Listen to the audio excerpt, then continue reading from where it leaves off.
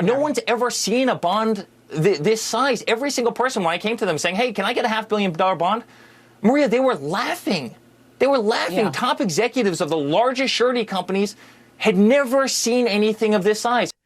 Eric Trump, not known as the smartest of the Trump children, admits that lenders are laughing at Donald Trump when he comes to them and asks them to help him with the $454 million bond. I love this. They're laughing, but for a different reason than Eric thinks they're laughing. Here is Eric Trump yesterday morning with Fox News Trump brown-noser Maria Bartiromo. Listen to what he had to say about what's going on with the money. $454 million or $464 million and what the real number is. How did they come up with this number? You know what? It was a crooked number. There are no victims. There is no number. Right. The number should be zero. My father's run a great company. I run a great company. We've never had a default. We've never missed a payment. We've never been in a breach of covenant. Every single one of our lenders came out, and he goes out, and the judge comes out and says, you know, I want to take disgorgement. I want to go back, and I want to take interest rates that you paid on mortgages and put it up to 10, 11, 12% and go back 20 years. And we already won this in the appellate court. The appellate court already said that there's a statute of limitation, that 99% of what he put in there is thrown out. But, Maria, this isn't about this. This is lawfare. They want to hurt my father, who is winning the presidential race right now. He's beating Biden in every single poll, in every... By the way, that's such a lie. In more and more polls, Biden's winning, as we covered last week. ...single swing state. He came out and said he wants to put hundreds of millions of dollars of his own money into his campaign. Right. And how do they deprive him of that? They have that judge that you have on the screen right there come up with an astronomical number, give you zero time to post a bond that's not even commercially available in the United States. Is not. No one's ever seen a bond this size. Every single person, when I came to them saying, hey, can I get a $500 million bond? Maria, they were laughing. They were laughing. Yeah. Top executives of the largest surety companies had never seen anything of this size. And what, they're going to start seizing assets? If he can't put up something that's not available? They may indeed start seizing assets. That's right. You know, the reason that they were laughing is because Trump and his family are a laughingstock of their own making. They're laughing because why would a surety company put up a bond of this size to a guy who's known for lying about his wealth, lying about the value of his assets? That's what's at issue here. Not paying lawyers, not paying other contractors. They were laughing because it's ridiculous that they would give Trump this money, especially when it's not at all clear that Trump's appeal is even going to be successful. That's why they were laughing.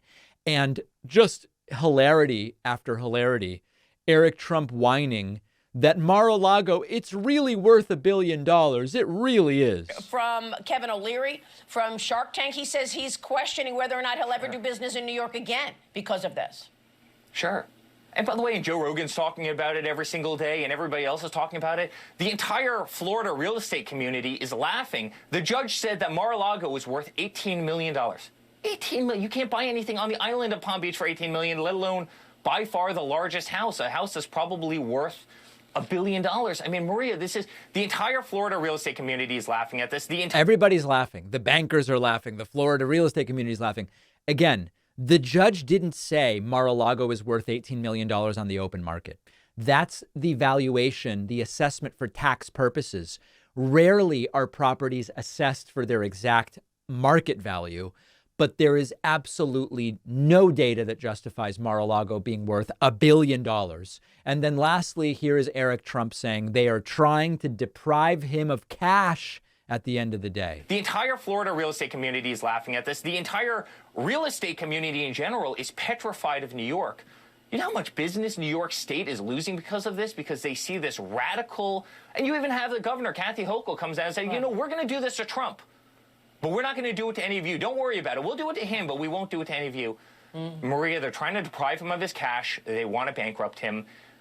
They want to hurt him so badly, and it's going to backfire because he's going to win this in November, and everybody in this country universally knows exactly what these people are doing. It's sounding to me like Eric is a little bit worried about his inheritance. That seems to be maybe what this is really about. And by the way, he's also been fined, so he's not completely innocent in this entire thing. Listen, there are two stories here. One story is there's no actual evidence against Trump at all.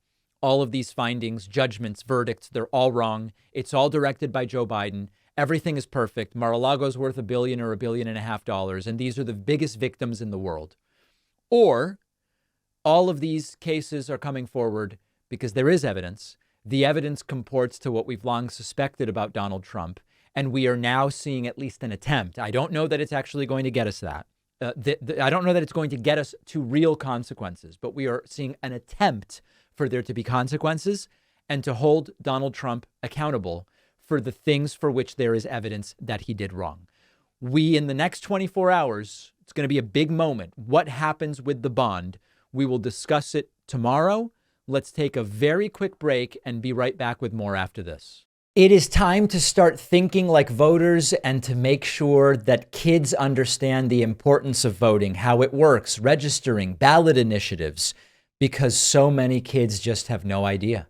That's why I wrote the new children's book, Think Like a Voter. I can think of no better time and no more important group of folks to try to reach. The book is now available at davidpakman.com/book, where, by the way, you can get the first 2 books in the series as well.